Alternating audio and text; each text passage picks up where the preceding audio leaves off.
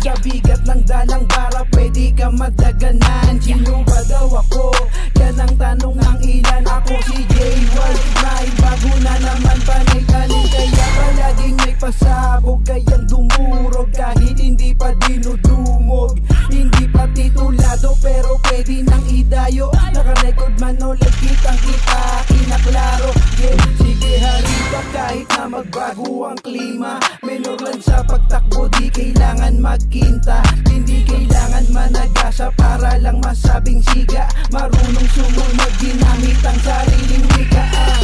Tutuloy pa din sa hilig kahit na anong sabihin. Sakto ang bara, hindi ka mabibitin. Napabilib ka, hindi mo lang maamin. Hindi mo lang maamin. Yeah, dire-diretso ang verso, pakilala kung sino ako. Bahala na kayo kung ano ang sasabihin nyo sa bawat tugma.